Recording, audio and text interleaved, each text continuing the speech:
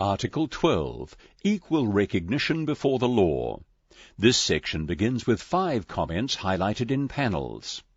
Article 12 of the UNCRPD Disability Convention gives disabled people the right to enjoy legal capacity on an equal basis with others. In Aotearoa, New Zealand, there are many people subject to court orders under the Protection of Personal and Property Rights Act 1988, PPPR Act, who do not enjoy this right. Survey respondent. You are not equal before the law, you are drugged to conform. Hui participant. Suppression of your will. Who benefits? Hui participant. Need to repeal the Protection of Personal and Property Rights law. Hui participant. They don't listen and family get overridden. Hui participant. Introduction.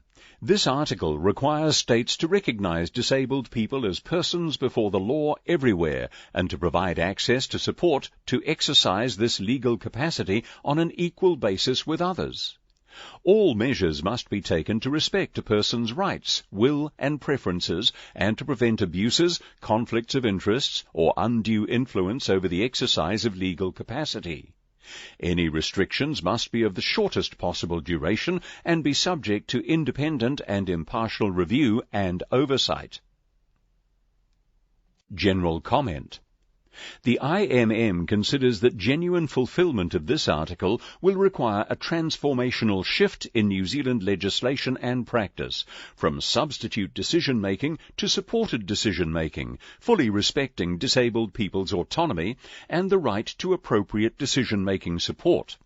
In recent years, analysis of this article has been provided by the Disability Committee General Comment 1, Endnote 108, and by the Special Rapporteur's 2018 report to the Human Rights Council, Endnote 109. Both were unequivocal that there are no circumstances in which laws permitting detention or forced treatment on the basis of disability would comply with the Disability Convention. Importance of Article 12 to disabled people in New Zealand. The importance of this article cannot be overstated. Access to sufficient, diverse and guaranteed systems of supported decision-making is critically important for all disabled New Zealanders to participate in decisions affecting them. This is particularly so for people with psychosocial, cognitive, learning or intellectual impairments who continue to be subject to detention in institutional settings, to treatment without consent and to a lack of independent support and advocacy. Current place of Article 12 in New Zealand law and practice. Discrimination on the basis of disability is prohibited by the Human Rights Act 1993. Freedom from discrimination and the right to refuse medical treatment are affirmed in the New Zealand Bill of Rights Act 1990.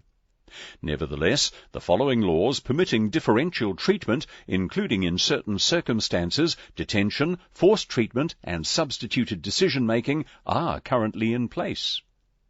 The Intellectual Disability, Compulsory Care and Rehabilitation Act 2003 provides for diversion from the justice system for persons with an intellectual disability with assessed IQ of 70 or below who have been charged with or convicted of an offence to compulsory care and rehabilitation, including in secure facilities.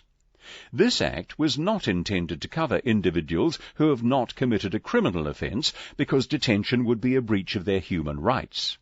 However, the IMM is concerned that extensions to compulsory care orders based on an assessment of ongoing risk can lead to some people with intellectual disabilities being detained for periods of time exceeding the maximum length of sentence they would be liable to in the criminal justice system. The Mental Health, Compulsory Assessment and Treatment Act 1992 provides for the compulsory assessment and treatment of people who are considered to have a mental disorder within the meaning of the Act. Compulsory treatment is an entry point into mental health services for people posing a serious risk of harm to themselves or others. The IMM is concerned that aspects of the Act are inconsistent with contemporary thinking about mental health and human rights. It incorporates a medical model approach to mental health, which in turn enables the use of compulsion.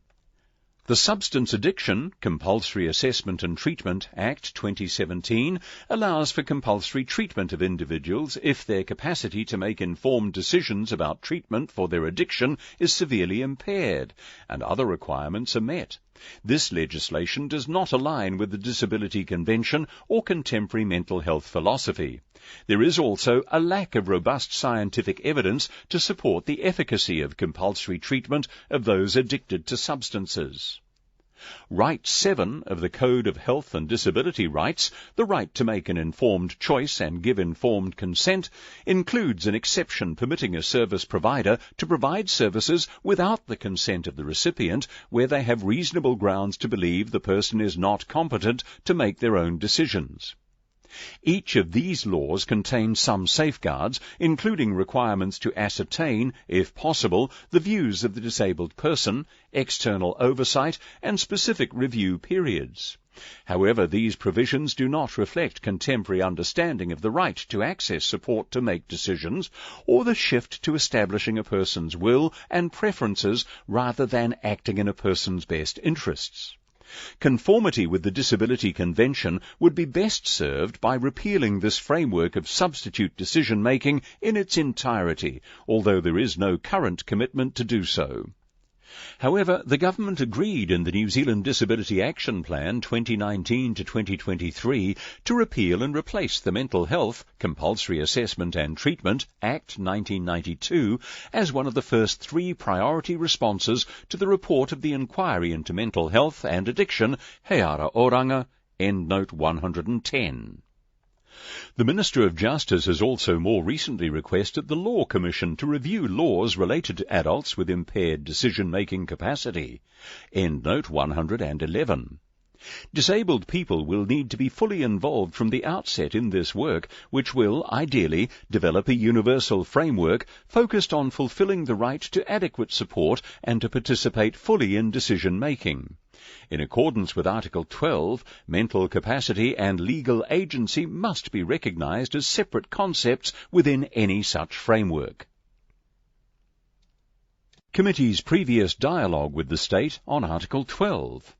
In its 2014 concluding observations on the initial report from New Zealand, the Disability Committee recommended that, Endnote 112, the State Party take immediate steps to revise the relevant laws and replace substituted decision-making with supported decision-making. This should provide a wide range of measures that respect the person's autonomy, will and preferences, and is in full conformity with Article 12 of the Convention, including with respect to the individual's right, in his or her own capacity, to give and withdraw informed consent, in particular for medical treatment, to access justice, to marry, and to work. The 2017 list of issues sought a progress update on law reform measures and increased access to tailored supports for all disabled people to be able to exercise legal capacity and participate fully in managing their affairs. Comment on the realisation of Article 12 in New Zealand.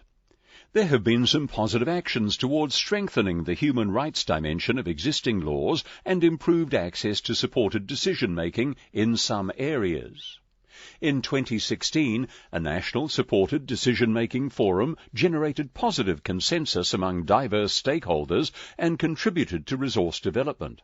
However, initial momentum stalled. A renewed program in 2019, led by the Ministry of Social Development, has the modest intent to provide definitions of supported decision-making and guide practice within current policy settings. On a positive note, this program involves a range of government agencies and community stakeholders and should build capability and ownership during the development process. Within the co-designed Mana Whaikaha prototype of a new model for disability support services, a more systemic approach to supported decision-making has been taken, including dedicated resources for independent paid support for decision-making.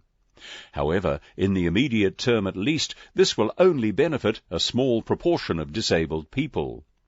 In 2017, the Ministry of Health issued a discussion paper seeking feedback on improvements to human rights protections within the Mental Health, Compulsory Assessment and Treatment Act 1992 and is currently revising its guidelines for use of the Act.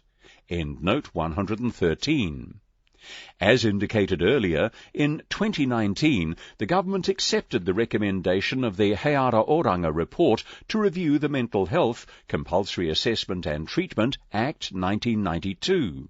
People with lived experience are being included in initial consultations, but the pace and resource intensity required for participation in the current process may inhibit the full involvement of disabled people.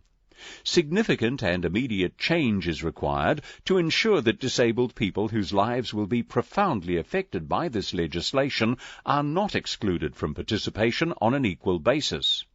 We recommend that people with experience of mental distress be enabled to participate through their representative organisations with adequate resourcing to support that participation. Overall, the sporadic momentum for building competence in supported decision-making is disappointing.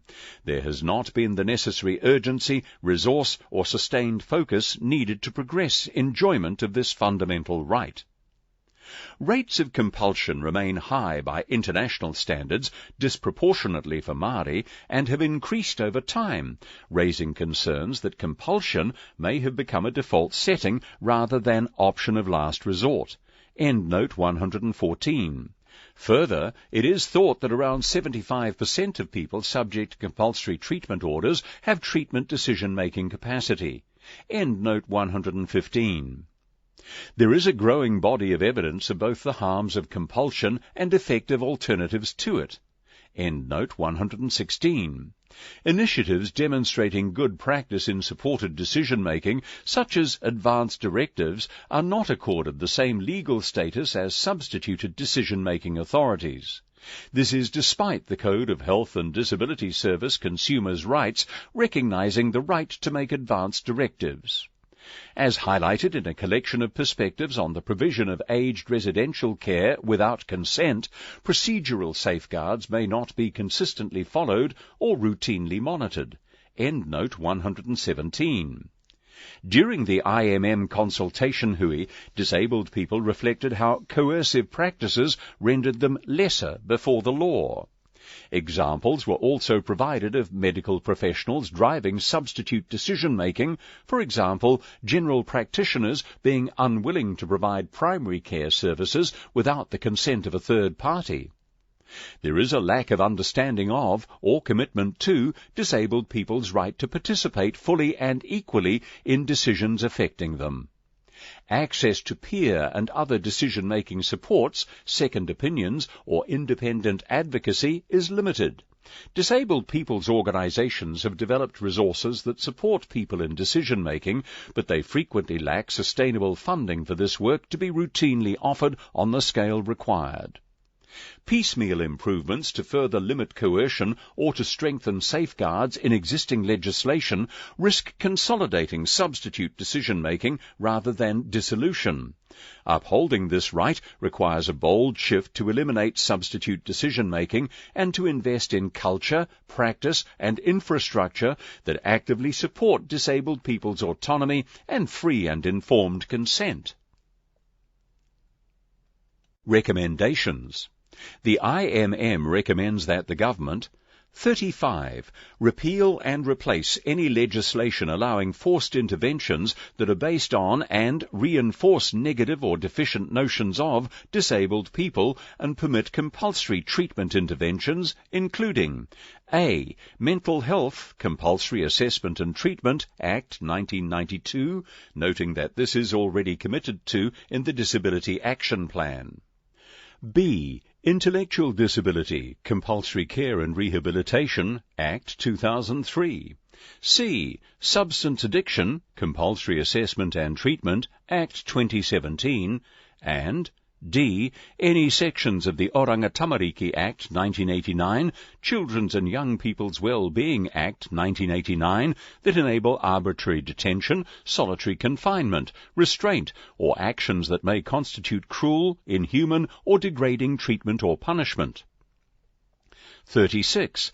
Request that the Law Commission's review of adults with impaired decision-making capacity A. is co-designed with disabled people. B is informed by a human rights approach that recognizes universal legal rights to access support to make decisions and that maximizes participation.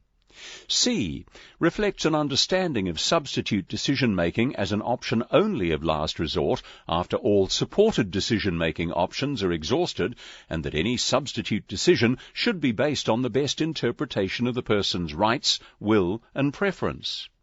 D enshrines the importance of regular reviews and robust monitoring mechanisms, and E considers a unified framework that could be applied irrespective of the reason for temporary or longer-term decision-making substitution. 37.